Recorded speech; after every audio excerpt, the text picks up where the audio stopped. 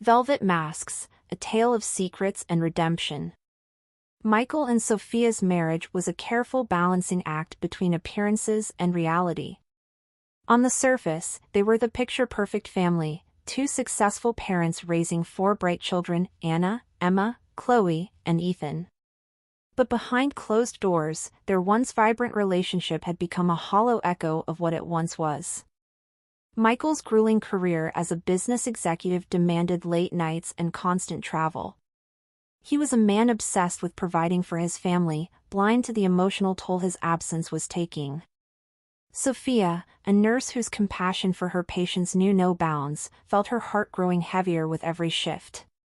At home, their fleeting interactions felt like mere shadows of connection. The children were the unspoken casualties of their parents' growing divide.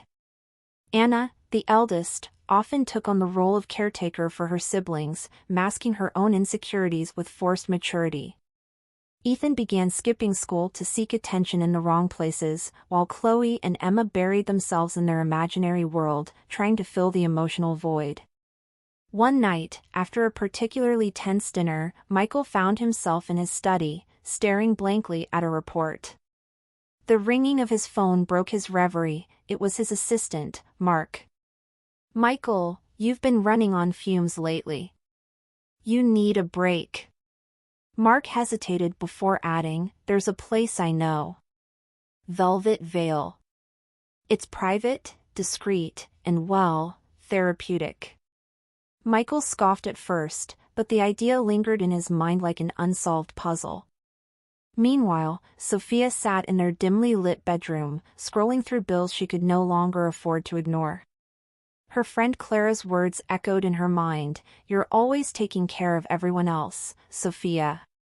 When will you take care of yourself?" The weight of their individual struggles pushed them both toward decisions that would change everything. Velvet Vale was a sanctuary for those seeking to escape reality, a place where masks concealed identities and rules ensured anonymity. For Michael, it represented a chance to vent his frustrations. For Sophia, it was a last resort, a way to dig herself out of mounting debt while reclaiming some semblance of self. Sophia became Jasmine, a figure of grace and mystery. With her velvet mask, she felt untouchable, a far cry from the overwhelmed wife and mother she was at home. Michael, now Victor, walked into Velvet Vale as a man seeking relief from the pressures of his dual lives.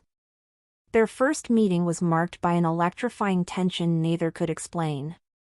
Michael felt inexplicably drawn to Jasmine's quiet confidence, her movements deliberate and soothing. Sophia, on the other hand, noticed something familiar in Victor's hesitant demeanor, a vulnerability that tugged at her heart. They didn't speak, but their unspoken connection lingered long after they parted ways. For the first time in months, Michael felt a sense of calm, and Sophia felt seen. Michael began returning to Velvet Vale, requesting Jasmine every time. Each meeting deepened their connection, though they continued to uphold the rules of anonymity. A single rose became his signature gesture, a symbol of their shared silence. Sophia, despite her guilt, couldn't deny the solace she found in Victor's presence.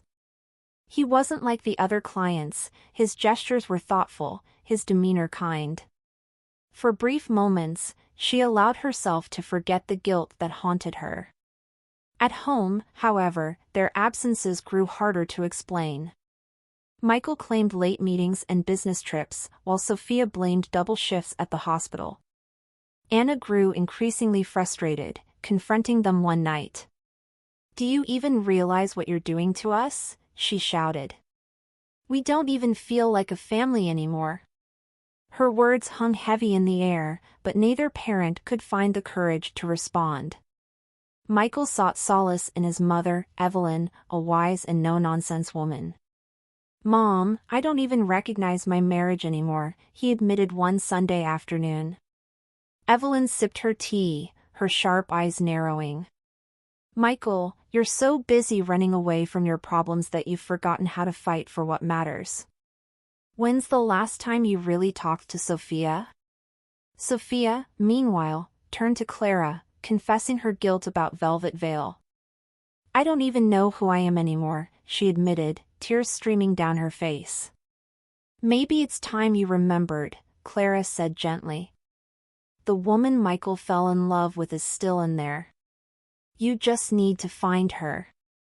At Velvet Veil, Michael broke the unspoken rule one night. "Why do I feel like I know you?" he asked Jasmine.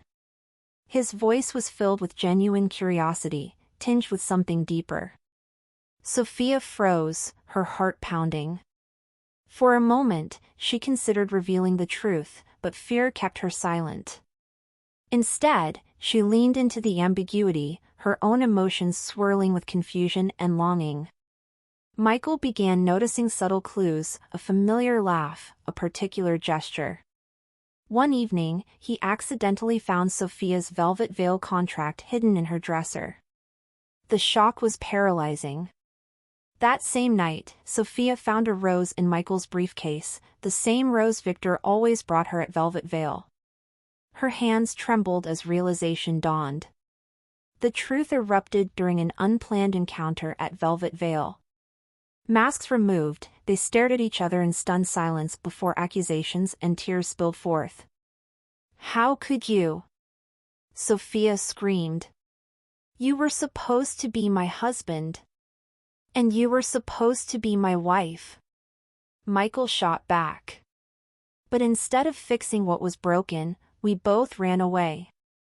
Their raw emotions, laid bare, forced them to confront the depths of their disconnection. Back home, the children, led by Anna, staged an intervention. "You've been so busy hiding from each other that you've forgotten about us," Anna said, her voice trembling. Her words pierced their hearts, driving home the collateral damage of their choices. Michael and Sophia vowed to rebuild, not just for their children but for themselves. In the weeks that followed, Michael and Sophia began counseling, peeling back years of resentment and misunderstanding. They confronted their failures and rediscovered the love they thought was lost. Sophia found a way to repay her debts honestly, with Michael's unwavering support. Together, they burned the remnants of their Velvet Veil personas, letting go of the secrets that had nearly destroyed them. The final scene shows the family sitting around the dinner table, laughter filling the room for the first time in years. Michael and Sophia share a glance across the table, a glance filled with understanding, forgiveness, and love. In the backyard, the ashes of their masks scatter in the wind, a testament to their journey from secrecy to redemption.